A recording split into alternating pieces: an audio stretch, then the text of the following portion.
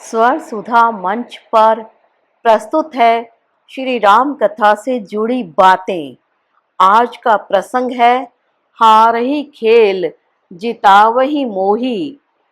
एक दिन भगवान श्री राम अपने प्रिय भाइयों और मित्र बालकों के साथ सरयू के पावन तट पर खेलने के लिए गए। पहले भगवान ने लक्ष्मण से कहा, लक्ष्मण, हम लोग आज दो दलों में बंटकर खेल खेलेंगे। एक काम करो, एक तरफ 4 लोगों को लेकर मैं हो जाता हूँ और दूसरी ओर विरोधी दल का नायक तो तुम स्वीकार कर लो। इस तरह खेलने से खेल में विशेष आनंद आएगा। यद्यपि लक्ष्मण श्री राम के बड़े ही आज्ञाकारी थे, उनके एक आदेश पर अपनी जान भी दे सकते थे, परंतु श्री राम के विरोध की बात वे कभी स्वप्न में भी नहीं सोचते थे।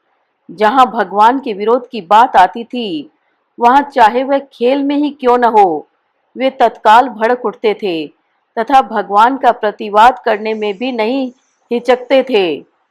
भगवान श्री राम के विरोधी दल के नायकत्व की बात कहते ही श्री लक्ष्मण नाराज हो गए।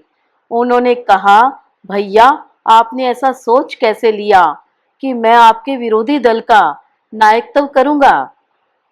मैं आपसे साफ कहता हूं कि यदि मैं खेलूंगा तो आपकी ओर से खेलूंगा, नहीं तो खेलूंगा ही नहीं, चाहे यह खेल हो या न हो।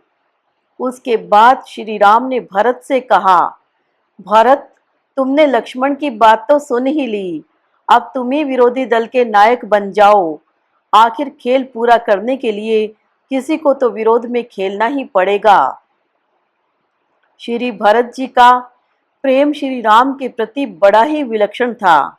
समुद्र की तो था लगाना आसान है, लेकिन श्री भरत के प्रेम रूपी समुद्र की कोई थाह नहीं लगा सकता। उनका व्रत तो श्री राम की प्रत्येक आज्ञा का पालन करना था, चाहे उसमें श्री भरत को कितना भी कष्ट क्यों न हो। उन्होंने तो अपना मन, बुद्धि, अहंकार सब कुछ श्री राम को ही समर्पित कर दिया था।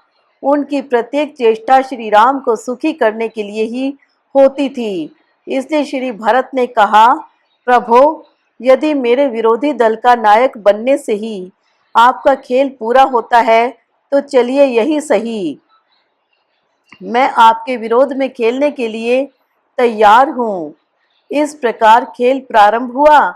एक ओर श्री राम और श्री लक्ष्मण 3 बालकों के साथ हो गए और दूसरी ओर श्री भरत और श्री शत्रुघ्न।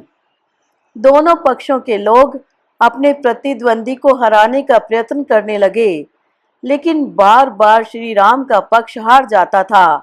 भगवान जानबूझकर श्री भरत को जिता देते थे।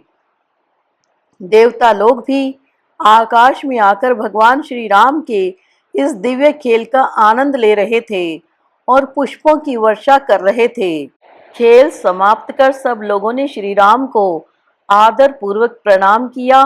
प्रभु ने बंधु, सखा और सेवकों की सराहना की तथा उनके प्रति प्रेम प्रकट किया। उन्होंने अच्छी तरह से सजाए हुए सुंदर हाथी, घोड़े तथा वस्त्र और नाना प्रकार के रत्न सबको पुरस्कार में दिए। देवगण आनंदित होकर श्री राम का गुणगान करते हुए अपने लोक को चले गए और भगवान भाइयों सहित राजभवन को लौट आए। इस प्रकार अवध में नित्य नई लीलाओं के साथ विशेष आनंद हो रहा था। जय श्री राम।